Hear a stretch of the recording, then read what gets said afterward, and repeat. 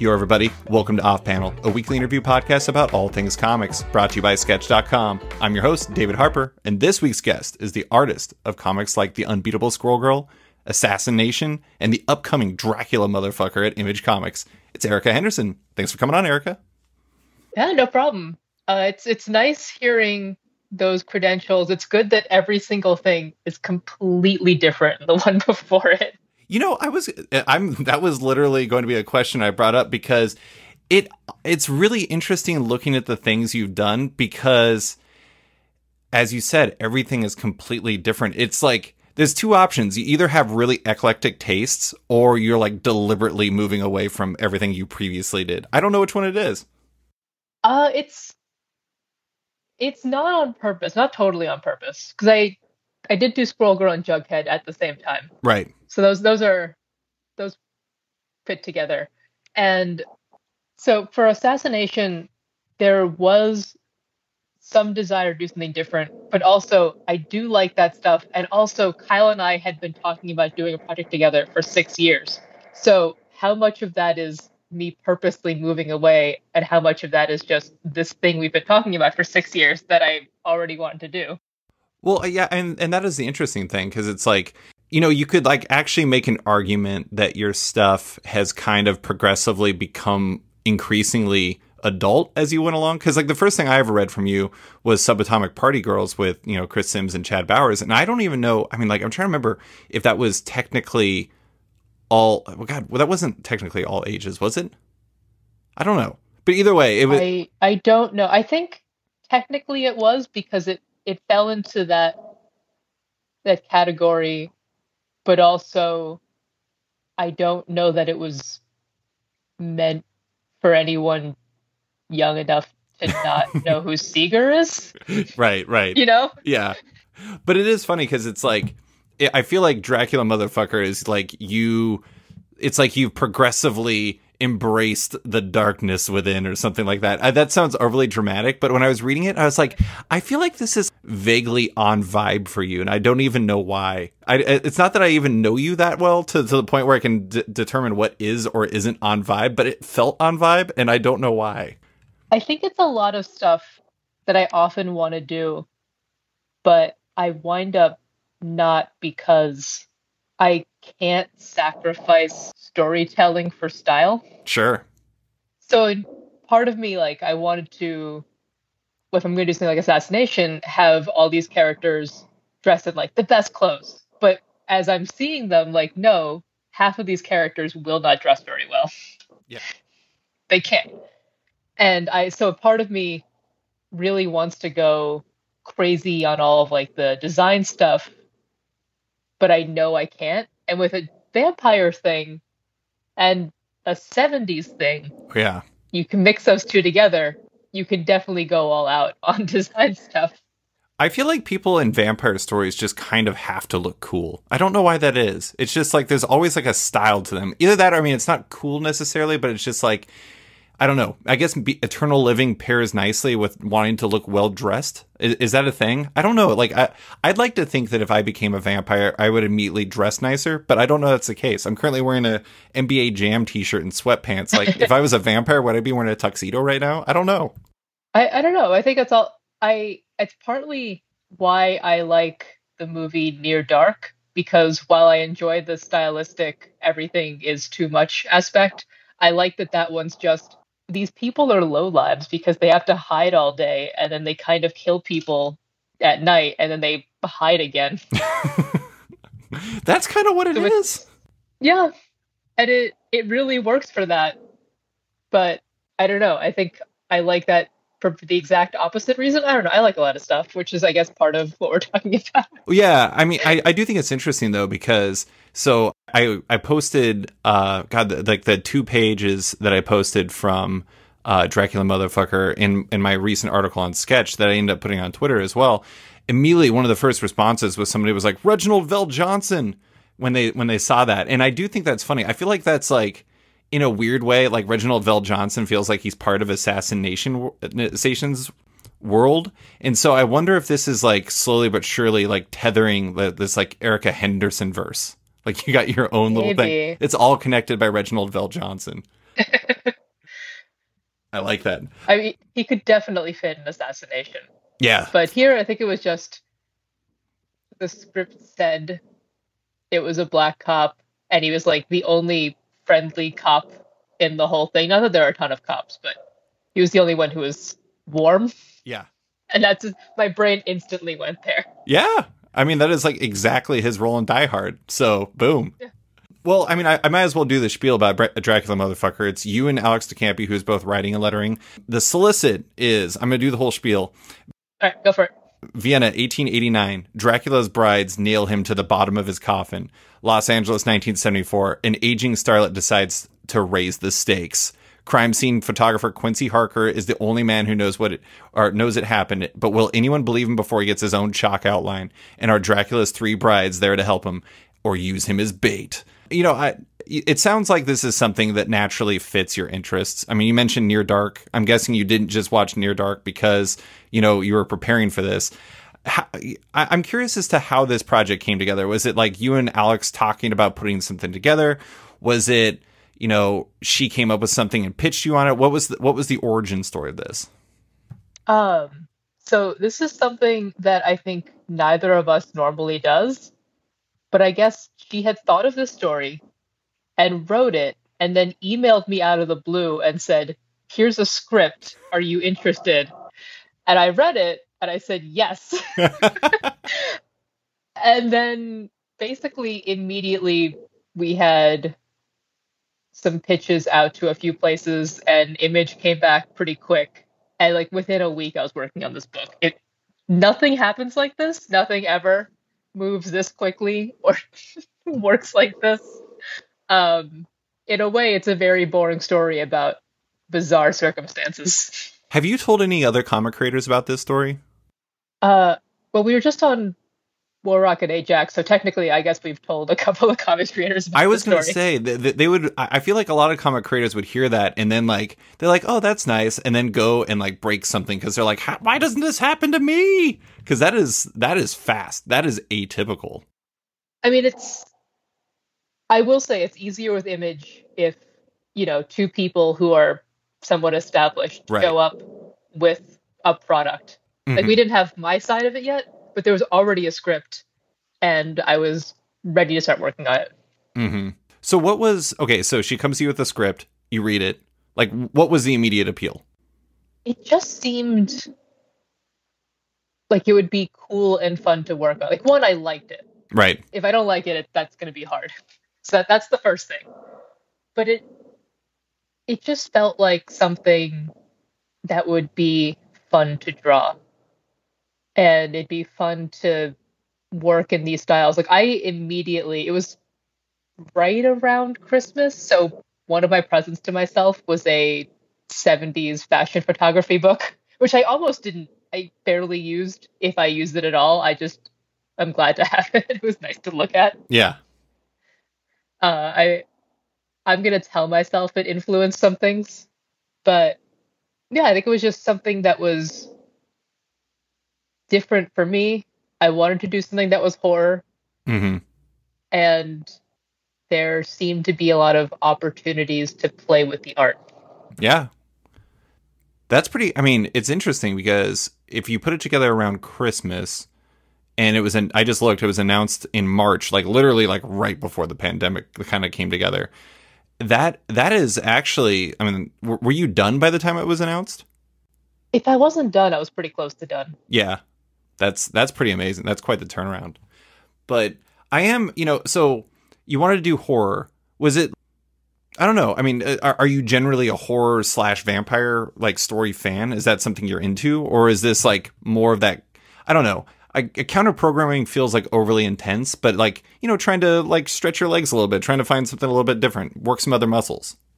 Or is that like, I guess, a bit of both? I do like horror, but I'm also really picky about horror because I feel like horror is the playground for a lot of trash. That is for damn sure. So, yeah, I am a horror fan. And it was funny because I thought that I wasn't a huge vampire fan until someone, I think, for this book, there was a question I had to answer. It was like, what vampires do you like? what vampire movies and books. And I was just like, I just kept listing things. I was like, oh, I guess I do like vampire stuff. There's just so much horror nonsense out there Yeah. that probably most of it I don't like. That's true for most horror. Hmm. You just go into like that Amazon Prime 1-star list. Oh my God. It's interesting too, though, because it's I used to do these bad movie nights with my friends, and we would rent all kinds of stuff. But I would have to say, like the best ones, like the best bad movies, were predominantly really bad '80s horror movies. Like Sleepaway Camp is like part genius and part terrible genius. I guess it's like two halves genius. It's just like one is really bad and the other one is just like great slasher movie. But it's like I don't know. There's just a huge volume of really bad horror stuff. But there's also really good stuff. I guess people sleep on that. I will say though, I've always been really scared of vampires. Like of all the movie monsters, I don't know what it is about them. I think it's because they have rules and that they seem like kind of appealing. Like if a vampire came up and tried to woo me, I feel like I would be wooed. And that seems like a problem for me. Well, it's also like it's not necessarily you're wooed because they're hot. You're just wooed because that's a thing they can do. Right, exactly. Yeah. I mean, like they're literally like they can, I guess, is it technically mind control? I guess it is mind control. Or mesmerism? Mesmerism. Yeah, I think that's it. But yeah, I mean, like, but the whole thing too, it's just like if they're like, oh, do you want to come to this party? Like at one point, Quincy gets invited to. It isn't like well, I mean, it's his job to go and photograph things, but at the same time, like he gets invited to a party, and if like a vampire invited me to a party, I'd be like, bet that'd be a pretty good party. I don't know. I mean, until the end. Until of course, the the end. first thing my brain goes to is the Blade blood rave. Oh, right, yeah. Yeah, I mean, that would be like, it seemed like a good party until the blood started raining down, at which point it was a much worse party. But yeah, I think it's, I don't know. I was reading the write up, or I think it was a write up, or maybe it was an interview you guys had done, but it was saying that the book is psychological horror influenced by horror anime, pulp detective novels, and blaxploitation film posters. I mean, which is a really incredibly wild mix. And you had mentioned that you had your 70s fashion book, but I'm interested. Did you do anything to get in the right mindset and get in touch with like the right visuals, or was it more just like you kind of already knew the vibe you wanted to go with based off the script and you just kind of went from there? I think mostly, I think that was part of what appealed to me in the script. Like, I normally like to have some input in a script, or I look at something and I'm like, okay, these things could use changes. And here, looking at the script, it was so crystal clear that I really didn't have to do a lot of work outside of, what did LA look like? And, what kind of TVs were available at that point, if I have to draw TV, just little minutia stuff like that. So it was kind of like you already had like a pretty good feel for what it was going to be. It was just like some of the specificity you had to kind of get sorted out. Yeah. It's funny. I think if we go all the way back, I probably felt like I knew, but I didn't have a clear picture in my head. A lot of it just comes from the actual process of drawing. Mm-hmm. Like, I don't 100% know what something's going to be like until I put pen to paper. Yeah. And it's kind of like where they talk about octopuses and they have like a brain in their hand or their arm or whatever. Yeah.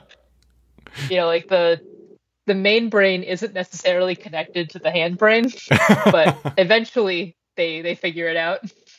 So you're like Erica, but you also what was it in the Addams Family? Was it Cousin It or was it Thing that was the hand? That was the thing. Thing. Yeah. So it's like you're Erica, and then there's like Thing Erica, the hand that kind of has its own mind. And as soon as you start going, it's then like flagship Erica knows what's going on. It all connects then. Yeah, like there's something about the act of drawing that crystallizes things. Like I don't have the clear picture in my head when I'm reading the thing, but I can make it happen when the drawing happens. Like when I'm writing, a lot of times I'll like do a little doodle. Mm-hmm. And that helped me figure it out. Yeah. Because now I know what it looks like. It makes it real. Yeah.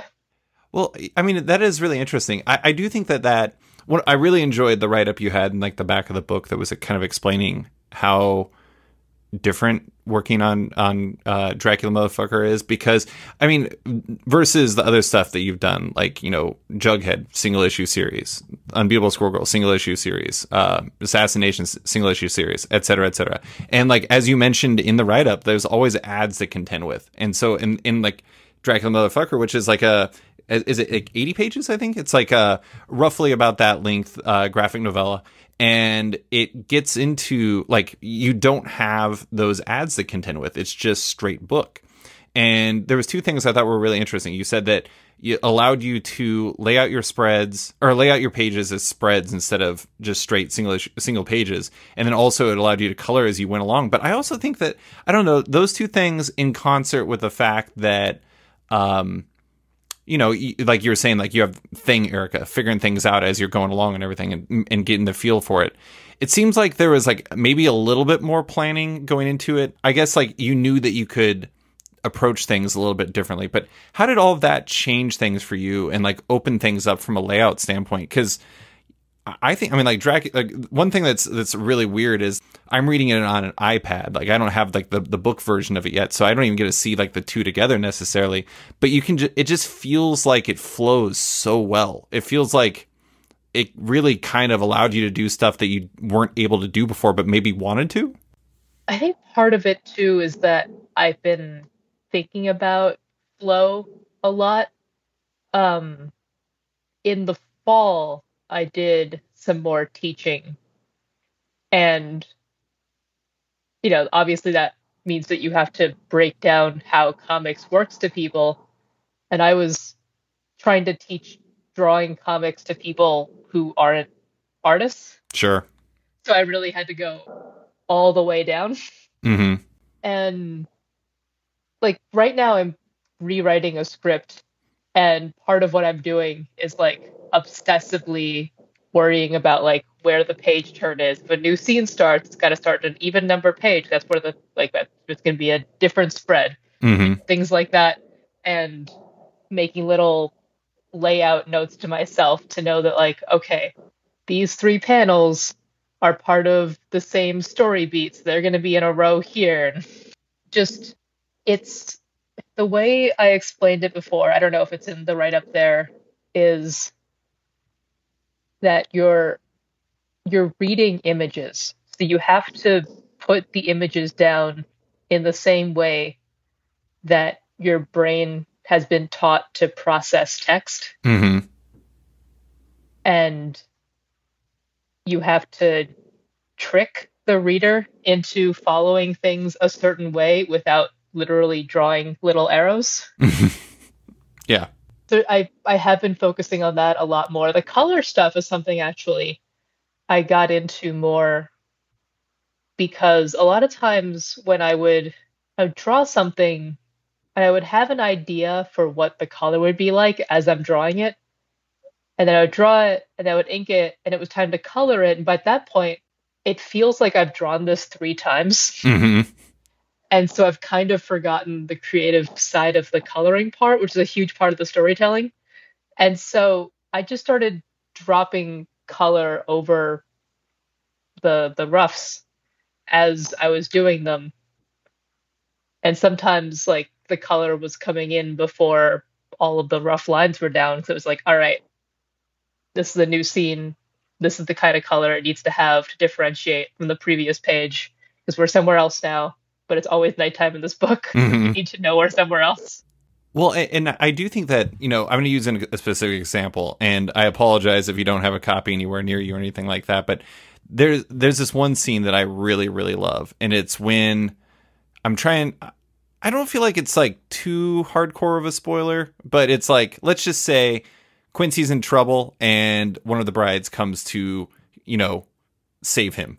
And effectively, she's just running up into the scene. And there's this like wave of red that you put over her, and it starts over on the left side of her, and I'm not gonna and she's carrying a blade, and then it kind of roughly waves over her, and it kind of connects on the outside that the red extends outwards from her as well.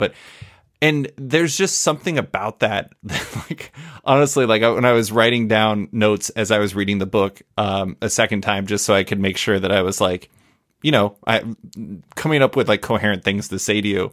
I'm pretty sure I just wrote down like, this is really cool. And I don't even know, like later I looked at it and I was like, this is not useful. Why did I not give myself a better note than that?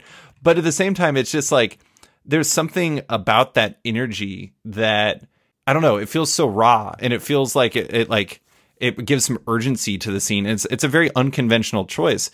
And I think it's interesting because like that feels like one of those things that maybe you would have made in like one of those decisions you would have made in the moment, like where you're just going over your roughs.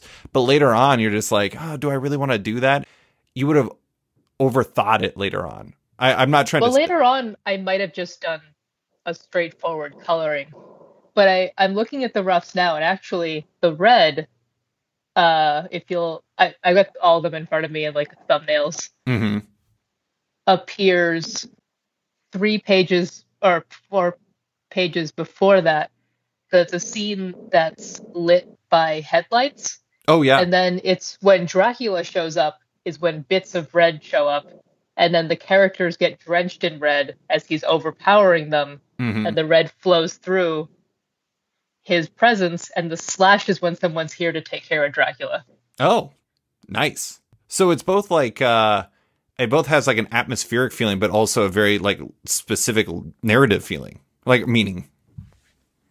Yeah, it's trying to carry the color through and associating it with different characters, but not necessarily, it's not like Dracula's red all the time. It's just in this scene, that's the color that is associated with that particular danger. But yeah, like that was part of what I liked about being able to put the color down is that even on that page that you were talking about, the red travels straight down that page.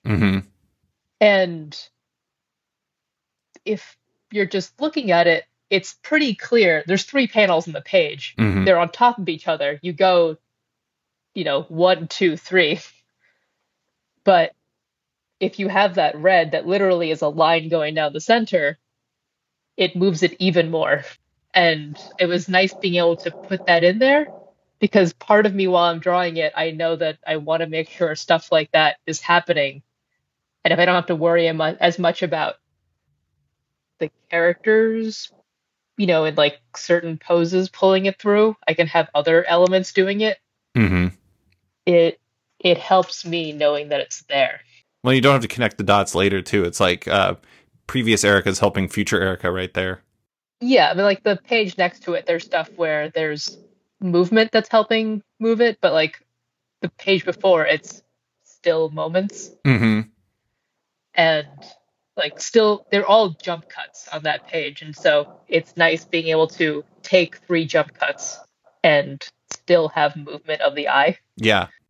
I feel like you mentioned that it all takes place at night. I feel like vampire stories in general have like color can be really important to it. Like, I mean, obviously red is going to be a very essential color for vampire stories. Sure. But I feel like this one in particular, it feels like super important just because, if it's just like black all the time, that's just not going to necessarily work. Like in the preview pages, even just like the red like glow on Quincy as he's standing outside on the phone, like there's something about that scene that just like, I don't know. Or actually, I guess he's not on the phone. It's when he's talking to the police officers. And he's on the phone. Oh, is he on the phone? Oh, I guess. Yeah. On the previous page, there's red on both of them. Yeah, he's on the phone with one, and he's talking to cops on the other. And I mean, like that makes narrative sense because there's like the cop lights and everything like that. But at the same time, it's just like it fits the vibe of the story. And that's one of the interesting things is I love the fact that you're using it both for narrative reasons, but also because it just like fits the tone and the mood of it. And I don't know. I mean, how did that stuff? I mean, I guess you were just figuring it out on the page. I was going to say, how did it like change as you went along? But I mean, it seems like, were you kind of sticking with the decisions that you made in the moment once you actually went back to like finalize everything? Yeah, it'd be cool to put out the roughs at some point because they look almost exactly the same. Um, I I roughed this so tight, and the colors. I don't know. I just wanted to figure it all out before I tightened the lines. Some of the like more simple pages too, like in the dark room where it's just that dark room orange light. Hmm. It's kind of the same. Yeah. It's just the same page. Hey, apparently you nailed it the first time. So there you go. But yeah, it was just crazy. Like I was just going through, like I wasn't planning them out. I was just rough a page, toss in some color, next page, rough color, rough color. But I mean, it feels like, I don't know. The interesting thing about it is like it feels like really instinctual, but it also feels really right. Like another thing I wrote about in like my little write up, and this isn't a spoiler, but it's like when there's like two people fighting, and there's a panel at the very top of the page. Let's see what page it is. It says it's page 57 at the top of the page, and there's like this one person running at the other one, and then there's this kind of like, I don't know, like kind of spray paint, like I don't even know how to describe it, but like this like color that's coming off the characters as like in the direction of the motion they're coming in. And that seems like one of those decisions that like you might have made as like a rough, and like maybe if you like were coloring it in like your ordinary way, you might not have done that. But for some reason, as soon as I saw that, that was another one where I was just like, this is so cool. I just hadn't seen something like that before. And it just, I don't know. It like, another thing I wrote down is like there's a lot of swagger in the color. It feels like there's like the right energy for it, and I don't know. I just really like the choices you were making there. I've been pushing more towards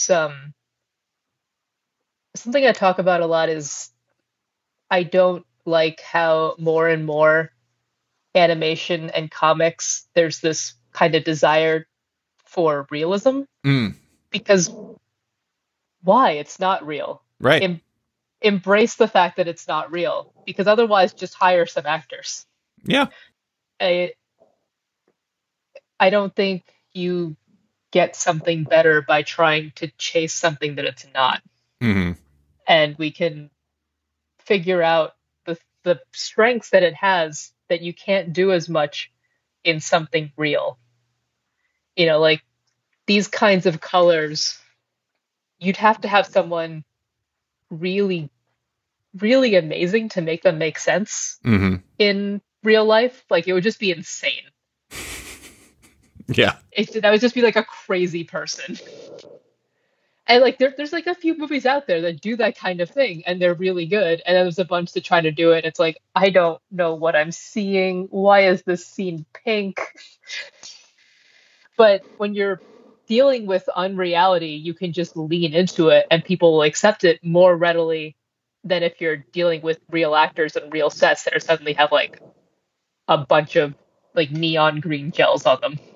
I also feel like if you're dealing with a story that's about like an actress in like the 1970s trying to become be eternally young, so she like literally unstakes Dracula from his coffin, you're dealing with a certain level in unreality. So like visually speaking, that makes a little bit more sense. Like maybe like if you, I don't know, it's like Unbeatable Squirrel Girl was always like so built off of being ridiculous but grounded simultaneously. It's just like, Doreen and her friends and everything like that. If you colored it like this, that would be, or if like, I guess in that case, if Rico colored it like that, that would be insane. Like, I feel like Will Moss would have like lost, well, I don't know if he would have lost his mind because I don't know if Will's capable of losing his mind, but he probably been like, I don't know about this, guys. But, it's just like, it's a case of like the right fit. And I feel like for this story, it definitely fits. But I did want to ask, okay, so you worked with Alex on this, and when I was talking with Alex about the lettering and everything, and I thought it was really interesting. She was saying that, like, when you were going through kind of roughs and layouts and everything like that, she was putting in temporary lettering to kind of, like, fit everything in and see where everything would flow. And the way that Alex did all the lettering is really interesting. And I guess I'm curious as to how that process worked, because it seemed like you guys were kind of working on top of each other collaboratively in a very atypical way. How'd that work? Well, basically, I would drop the roughs into a Dropbox that we both had access to, and then she would letter them. And the thing with the sound effects, I don't like the look of computer effects, but I also don't have like the best handwriting in the world. So there were times where some of the sound effects are just mine. Mm-hmm. And then there are other times where Alex would drop in a font and then I would take that and draw over it again. Oh, nice. And like just send her a separate file of just the sound effects to lay down over the finished page. Mm-hmm. So it was just this weird thing. We just had this Dropbox we just kept tossing stuff back and forth into, and we just have in either email or DMs to say like, "Hey, this is here, that's there. You can get this now." I feel like that would be a really wild Dropbox to look through. I mean, like all this stuff, like the roughs you were talking about originally, and then with the colors and everything, and then also that Dropbox. I mean, it's just like some of the stuff in here. I don't know. It's like there's like a lot of I don't know, unconventional choices. I feel like saying unconventional is not really fair, but at the same time, it's like you don't really see this in this type of book, but in like as you see it, it's like the perfect choices too. It's weird. It's like unconventional yet also perfect simultaneously. It's like the right fit for this book, but I don't know. It's like I was looking at the page where it says incompetent women in like copy or in font underneath it, and it's or like through the middle of the page, and it's kind of like spilling downwards. It goes along, and in other books it wouldn't have made sense, but in this one it makes perfect sense. I guess that's just kind of the nature of creation. It's just like you have to find the right fit for your story. But I love it. Yeah, it was fun to just do something that was this crazy. Like, it's not even a huge story. I think that's what I like about it, is that like it's kind of in the scale of things, it's a pretty small cast. Yeah. And it happens over a short amount of time. But then you get to go crazy in the other directions. Yeah. I always feel like in vampire stories, like I'm trying to remember, The Lost Boys feels like it takes place over a more extended period of time than I would have expected. I guess it's really only over a few days. I feel like once you get involved with vampires, things should kind of resolve themselves pretty quickly, whether that means you lose or they lose. I don't really know which, but they kind of come after you, and it's you either are food or they're done. And that's what I like about this, is it just like it resolves itself, which it feels like it should. Yeah. I think the only ones that take long are the ones where you're dealing with vampires v vampires. Yes. Then that's just tough times.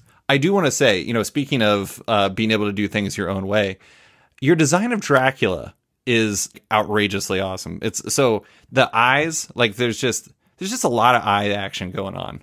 A lot of eye action. But also like when he first meets Quincy, there's this like, I don't know, like I don't even know if it's a cloak or what it is, but there's like some like peacock feather vibes to it. And then there's just like his arms when you first see him, and he's got these kind of like frail arms and everything like that. It's just such a fascinating take on the character. How did the look of that character develop? Like, was that something you and Alex went over, or was it just something that you came up with and she's like, yeah, let's do it? There were a couple of things in the scripts. The first time you see Dracula is on page 1. Mm-hmm. And Alex had talked about the Klimt piece. I think it's just called Death in Life. And there's just this figure of death in basically the cloak that Dracula's wearing. Mm-hmm. With the crosses. And so with the crosses. And I like the idea of having this amorphous shape, which Alex had kind of talked about, like just sort of flat, not human shape. But I really embraced that Klimt thing mm-hmm. of realistic limbs coming out of kind of this thing doesn't work in physics. Yeah. And I liked it because it's this thing that's not human, but it used to be human. And I think having these gray, withered hands shows that there is a frailty to the thing, even if it's so powerful in all other ways. Like it's still in some ways a tiny bit human, which means that it's not something it can be defeated. Right. Yeah, it's like that one exposed part. I do like that because it's like the rest of him is like so intimidating, but then you see these like kind of old man arms coming out, and it's like, I don't know, it's a counterbalance. It makes him seem defeatable to some degree. I'm also looking at that Gustav Klimt piece. That is very creepy. I love it. It's so great, but it is like that's very on vibe. I like that. I do. You know, it's funny. I was just thinking about this. We were talking about your buddy Kyle Starks before this, and I was just thinking how funny it is. Like, this is one of those situations where there's like no way you could have planned it or anything like that. I love that you both, after Assassination, worked on a Dracula book. I mean, that's one that Kyle has been talking about doing for forever. Yeah, yeah. Old So, head. So good. Yeah. It's awesome. Yeah, the scene where the old head himself, God, I can't remember his name right now, but he's dribbling Dracula's head through some monsters so he can go and dunk it, and like it is like legitimately one of the funniest scenes in any comic that has ever existed. I just think I love it. It's so good. Well, you know, I mentioned that scene earlier where the first bride showed up to save Quincy, and like I love that scene, but I'm always really interested, like, so when you're getting to the point, you're talking about like you having those three panels on top of each other and you're trying to make that like scene pop and everything like that. What makes something like that, like an action scene like that, work where you're trying to bring the energy, but it's also like, you know, it's three still shots. Like how do you make that work? Like that type of energy work? Well, one of the things like we had talked about was the color going through. So while the page doesn't move, you're moving through the page. Yeah. So you can force someone else to do the moving. But there's also there's something that I focus on a lot is the beat of the page. And so this is one that happens right after a double page spread of, you know, an intense moment. Mm-hmm. And so those three panels, while they are all of separate things happening, imply that we're dealing with a very short amount of time. Mm-hmm. And so there's this idea that things are moving quickly because we know from the previous page to this page that like a millisecond has happened based on what you're seeing. And we're just jumping from these three different moments. Because also, if you look at the top image, it's someone watching. Mm-hmm. So you have that. It's like a close to a face. And then you have a super close up of, you know, a murder about to take place. Mm-hmm. And so you're zooming in, like it's this quick thing, it's 1 second, but it's also the same moment, and we're getting closer. But then you get to the bottom, because someone's interrupting it, you have a wide shot. Yeah. And so there's that movement there too, where we're zooming in, even though we're not really zooming into the same thing, and then we pulled all the way back out. I also love the sound effects there to show the movement, the tack, tack, tack. I love those little. I love tiny sound effects. I think they're great. Well, I like how they get smaller the further back they get, which makes sense because it's like further back in the shot, and it's like that's where the tack stays. It's like the sound is still back there. Yeah, because that's one of the cool things for comics with me when I talk about the beat is like we're not dealing with like the way you're processing each image isn't in real time. Right. Like even with a prose book, you look at it, you're not getting any information from this like massive symbols until you start reading it, and you're taking in that information one piece at a time. But with a comic, like any of these panels can represent an enormous amount of time mm-hmm. or the tiniest amount of time. And so I love that you can imply both the tiniest fraction of a second, like with Dracula about to bite someone, but then also a scene of someone has been running. Right. And they're still running, and there's a much larger amount of time happening there. I think it's cool. It is really cool. I also like how it goes down and then it's like coming towards us. There's like this really like cool energy to it. And I don't know. It's funny. I don't mean to fixate on this one page. It's just a really good page, Erica. Thank you. Well, it's also been good for a good one for me to focus on. Like, here are the many things I obsess about when I think about a comic page. I'm not gonna lie. Talking to you about this makes me think that you were probably a very good teacher. You know, I didn't think I was, but I've realized that I like doing it. Mm-hmm. It started, I was invited to this animation festival in Mexico. They have like a small comics portion of it. And I don't even remember what the talk I had planned to do was, because like you have to do a talk, but then you get to spend like a week at the resort that they use this place. That sounds pretty nice. For. Yeah, it was great. I was sitting around, there were peacocks everywhere. It was fantastic. And I just had to like give a talk and do like a panel and like judge a comic contest. But one of the other cool things about it is that you're just hanging out with all of these pros, but not in a convention kind of way where you're always working. Like everyone's there to do maybe 2-3 things over the course of a week. Mm-hmm. And I was talking to all these animation people, and someone had asked me a question about a comic page that bothered them because it broke the 180 rule, which in film, for anyone who's listening who doesn't know, means that you can't flip the camera 180 degrees. So it's disorienting and weird. And he was asking if that was a rule that was okay. And I sat there and I thought about it and I was like, oh, there's all these ways we think about movement in this medium that tell stories that literally cannot show movement. I like rewrote my entire talk like over the course of a day and a half. Wow. I was like on my laptop trying to pull up whatever images I already had on there to put up on this like giant TED Talk screen. That was a really momentous conversation.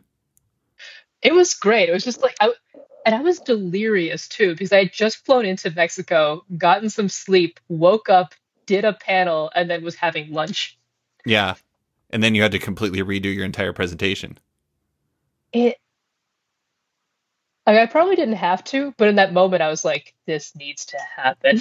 Well, I mean, do those types of things, ostensibly you're trying to help other people figure out art, but in the process, does it ever like change things for yourself? Like, does it ever change? Oh, absolutely. It does. I feel like I wouldn't be talking about all this in-depth stuff as you're asking me questions here if I didn't if I didn't like obsessively sit down and think about it because this one person asked me a benign question. Yeah, this would be a much different interview then, I guess. But I don't know. I think it's interesting because it's like, my wife watches a bunch of science shows, and there's this guy whose name I can never remember, and I hate the fact that I can't remember it, but he really reminds me of Carl Sagan, and so I always call him fake Carl Sagan. And he just has this like palpable energy to him, but at the same time, the thing that really makes me appreciate him is the fact that he can explain really complicated things like quantum physics and God only knows what else in ways that like anyone can understand. And it's like that type of stuff is really, really difficult to do. And I think it's like, in some ways, teaching is like fundamentally similar, because it's, if you can explain, why you're doing the page that we've been talking about a lot in that way, and the reasoning behind it, and the tack and stuff like that, it's at least in part because you've really figured out why you're doing these things yourself. It's reflective of the work you've put in to become a better artist. Yeah, and I realized that I like teaching because it makes me have to explain why I'm doing something or why someone else would do something. And then when I'm doing it later, I know Mm-hmm. It's in my brain now, whereas before it was just reflexive and knowing I feel like I have to be making better choices if I'm aware of what I'm doing. Yeah. So do you think, okay, so you had those changes that you made for Dracula Motherfucker. It's like you had like the coloring as you went along and laying out in spreads instead of pages. Is that strictly because of the format, or is that at least in part because of just kind of the path that led you to that book? Well, part of it is that this was the first book I did after I got my iPad and Procreate, Yeah. and I'd been playing around in that, and so it was just so much easier to draw stuff out and then plop down color than on my janky old laptop. So it's Hmm. partly the tools, but it was also just realizing that I could I could do what I wanted. Like I didn't have to treat this like a work for hire thing. And I probably could have for assassination as well. I just didn't think of it yet. Yeah, I was wondering about that because it seems like something you could have done there. But yeah, if it's just not something that you had been like, oh, wait, why don't I do it like that? I don't know. Sometimes I get the things like that where I'm like, I write an article and then I read it again and I read it again and I read it again. And then like the fourth time through, I'm like, why did I do it like this? This makes no sense. And then all of a sudden, like my fourth section becomes my second section. And I'm like, this doesn't, what the hell? It's like I'm basically playing like the claw machine game at like a Dave and Buster's where I'm trying to get a stuffed animal, except for it's with my entire article. And I don't know. It's just like sometimes like the right time reveals things to you. And unfortunately, you can't really control that. No, you really can't. But, I I accept that this is when this showed up in my brain, and Yeah. that's fine. Yeah. Well, okay, so I did want to ask one thing I thought was interesting is when I was researching for this, I saw a review where somebody was like, "This is," I forgot what they said. It was something along the lines of like, "This is clearly like the first book in a series." Is this something? I mean, it ends in a way that's open ended for sure. Besides one very important change to the world, but is this something that you and Alex have talked about doing more stories in, or is this more just like a one and done? You guys have had fun. Um, I mean, we certainly haven't planned on doing any more, Right. but I feel like this is a question that comes up fairly often, and the answer is always like, well, if it does well, we're not opposed to doing more. Right, exactly. It's like, oh, if it does really well, we're not gonna like throw away money for a project that was fun to do. You know? If this is your Walking Dead, I'm pretty sure you will find a way to continue to tell more vampire stories. Yeah.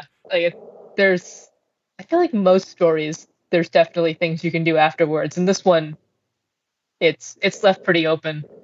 And for me that was more just because you there's just, it's not like all vampires everywhere are dead. Right, Yeah. exactly.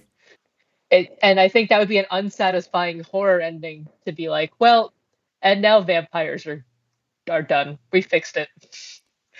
It's pretty difficult to actually finish a story that has complete and utter finality. I'm trying to think of any stories that I've ever come across that do that. There's, God, what is the name of that? Ghost Fleet? The Donny Cates and Daniel Warren Johnson book? I feel like that kind of ends with like a complete, like, it ends in a way where it's just like, okay, everything's done. And you're like, okay, yeah, that it's like a Looney Tunes finish where like Wile E. Coyote blows up or something.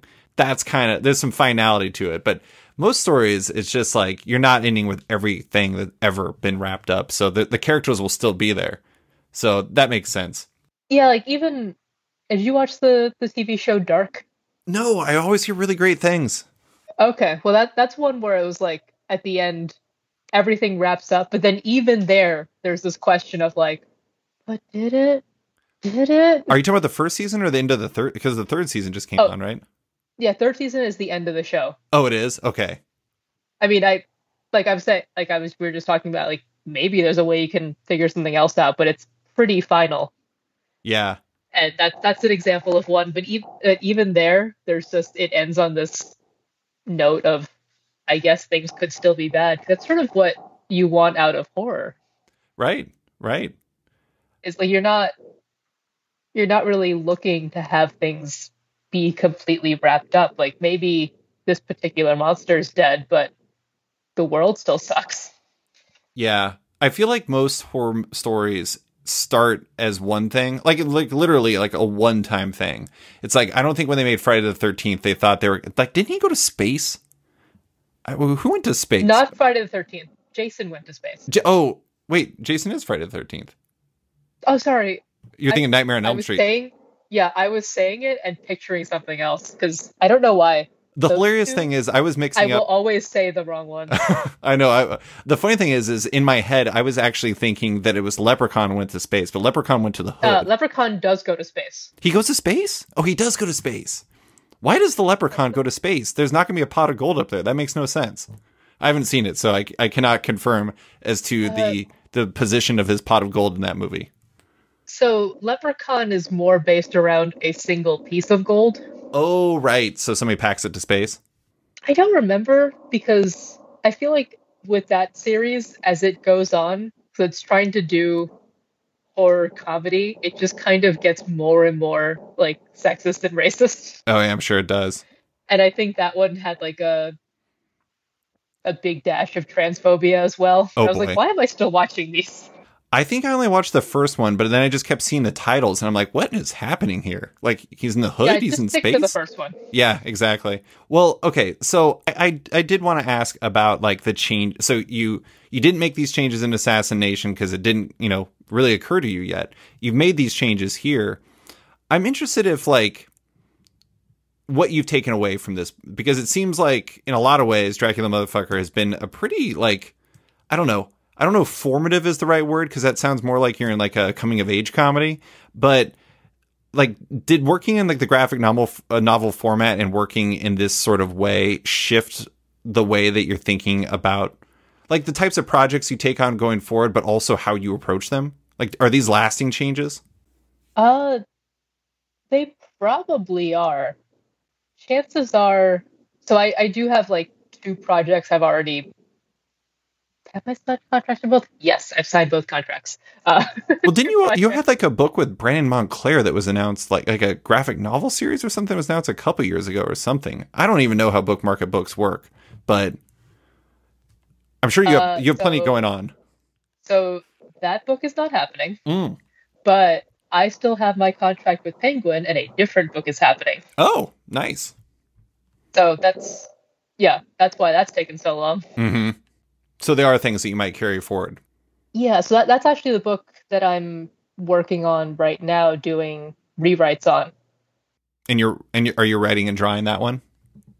I'm not. So I don't know if the writer's been announced. I don't think we've done an official announcement on the new version of the book. Sure. Or it's a new book. It's just the same contract. So in my head, it's a new version. Yeah. And I don't think the writer's been announced. So, but what happened there was the other book wasn't happening. I asked this writer if they'd be interested. And so we came up with an idea together, and then they put together a script. And now I'm going through with all of my changes,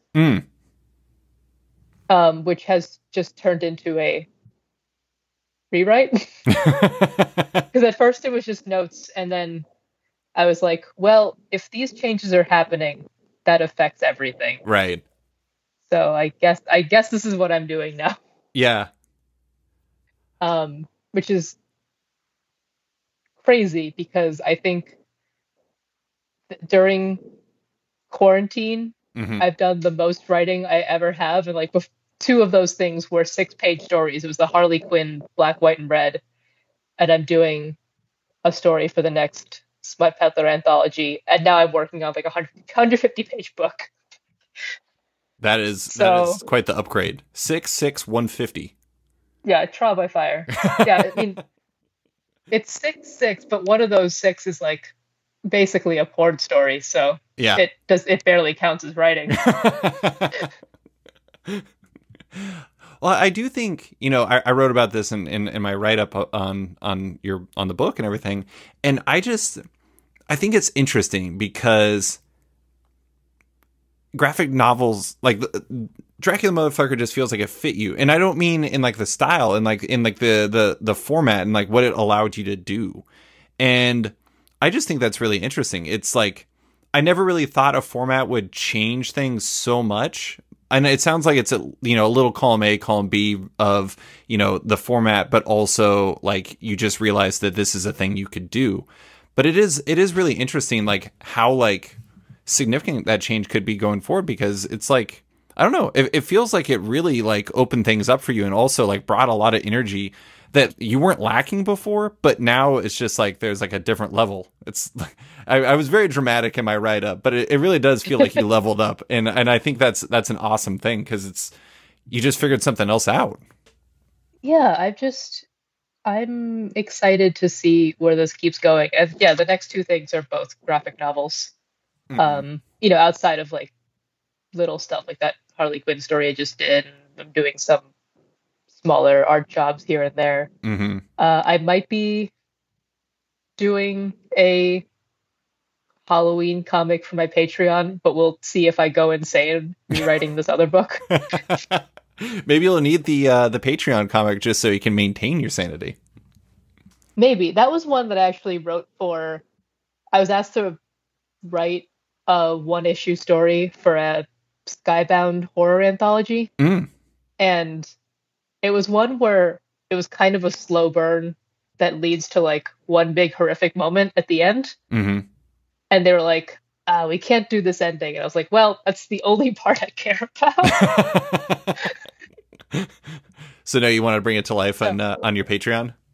Yeah, and just super condense that first part, because I don't need like a full 10 pages to tell that part of the story. Yeah. I love it.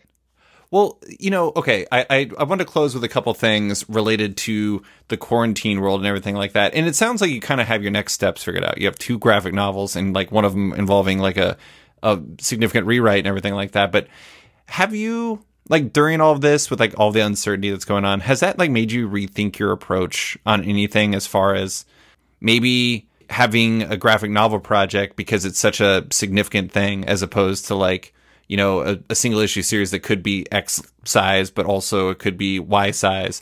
Graphic novels feel like they have perhaps a little bit more certainty to them. Has it changed your thinking at all, as far as like the types of projects you want to take on? I don't know that quarantine itself has. Sure. I was already leaning in this graphic novel direction already. Like both of these projects were put into motion before anything started happening. Yeah. Yeah, I think quarantine has more just been, how do I do this given these circumstances? Yeah. Less, rethinking everything, because I kind of, having signed 2 contracts for basically like 300 pages worth of work, I can't be rethinking what's going on at this moment. That's. I was gonna say that you actually, I mean, I don't know if other artists even want to know how long it would take you. How long would it take you to do through 300 pages if you did your like normal rate, like normal speed for drawing? Because you're really fast. It depends. Yeah. I don't know. I feel like the way I was worked on Dracula, I got pretty comfortable. So it kind of changed things. I'm not sure. Yeah. Yeah, I'm not sure. This is going to be a new and exciting thing to find out about myself. Yeah, I mean, it's like quite the change to how you approach things. So, I mean, once you get into the books like that, I mean, who knows? Maybe it'll be a completely different speed. You don't have anything to compare it to. But, well, I do want to close. I mentioned before I wanted to talk about your pandemic projects, because your pandemic projects are like ridiculous. I've been very impressed by, I feel like it started where you were like posting stuff on Twitter where it was you making food that was way too good looking, and it was upsetting because I would make food later and it wouldn't be nearly as good. I suppose it could just be more attractive than it is actually like delicious, but I'm guessing that was not the case. But then you transition. Also, I'm going to interrupt. Go ahead. I'm only posting the good looking food. Oh, okay. That's the secret. Like, tonight I had a bunch of cabbage. And you notice that Twitter is devoid of cabbage photos. I mean, maybe there's like a cabbage Twitter out there. They'd be like, damn, that Erica Henderson, she is our artist. She's got it going on. She's the cabbage girl. But then also you were like making complementary outfits and masks out of the same material. I guess the thing I'm curious about, the cooking and baking, that makes sense. It's like, you know, we got to eat, and a lot of restaurants are closed, and so you got into making some delicious things because that's preferable to making not delicious things. But how did you get into making? Is it nice to have like an outlet, like your outfit / mask projects, to like, I don't know, be both productive and creative during this in a way that is different than just drawing comics? Yeah, I think so. I think a lot of people have leaned into the cooking and baking because that's what that is for them. But I already did a lot of cooking and baking Mm-hmm. before, and after a while, it seemed kind of unsatisfactory because nothing had changed. I was already doing this. Um, and when I had to start making masks, I don't know, I just wanted to do more. What was the first thing I made? I think I realized that there were some free patterns online Mm-hmm. and I could play around with those. And then I just caught the bug and I was just making crazy stuff like that Starro mask, Yeah. which really is not so much a mask as much as a stuffed animal with elastic that goes around the back of your head. Hey, if it gets the job done. Are you selling these, or are these just like personal projects? They're just personal projects. I'm not good enough at it to make stuff that fits other people. Okay. So I can put together something if I have a pattern that's about my size, and then I can sit there and see how it fits on me and adjust it. But I'm Mm-hmm. not the sort of person who can say, like, you can't give me your measurements and have me figure out the next steps and how to like make a garment that fits that. That's actually that was literally my mom's job. Mm. That's like what she did. She worked in fashion, but her job was to take what the designers had scribbled on a sheet of paper and figure out like, How to make it work for somebody? yeah, like what that actually meant on Mm-hmm. like fabric as opposed to like a quick drawing of, some fancy top. Yeah. I'm just like, whenever I see the stuff that you're posting, it makes me, I don't know. I have like, so I have my day job, and then I have my comic stuff. And so I guess you could say my comic stuff is like my making a sourdough or like making an outfit thing. But at the same time, it's like, at a certain point, I realized I think both of my things have become jobs. And I'm like, I got just more jobs. That is not, I need like I don't know what my making masks and outfit combinations are, but I feel like I should find that. Because when I look at your stuff, I'm like, damn, I need to take up a hobby that's productive. That seems good. Maybe I'll take up woodworking. One of my neighbors is very good at that. I am not good at that, Erica, though. I'll probably kill myself. Just start small. I did a little bit of that in college because, art school. And it's, you just have to pay attention. Like we had a bunch of 18-year-old idiots with power tools and we were fine. Mm-hmm. I've discovered that. Yeah, it's just, keep going. Oh, no, I was just going to say, I've discovered that my thing is basically I'm slowly but surely turning into Hank Hill because I just really like mowing my lawn now. And I'm like, I don't even know what I'm going to do during winter. It's like, once I can't mow my lawn, I'm like, that's like a very important part of my week right now. I'm like, I need that. I guess I could just shovel my driveway, but that just doesn't feel as satisfying. Right, you're not maintaining a growing thing. I get that. Yeah, yeah. But yeah, it's been good to have just some other thing that I'm doing. And that was partly why I took up trying to cook different things years ago, was when I was getting a lot more work. Mm-hmm. Was a lot of artists talk about this, where you want to work on your art and try doing different things. But if you do that, you feel bad because you're drawing, but you're not drawing the things you're supposed to be drawing. Oh, And yeah. so at that point, I was like, well, I can learn how to make fancy pies because I need to eat. And I won't feel bad that I'm doing this creative thing because it's a necessity. Yeah. And so I guess that's I've now transitioned that to like, well, I need pants.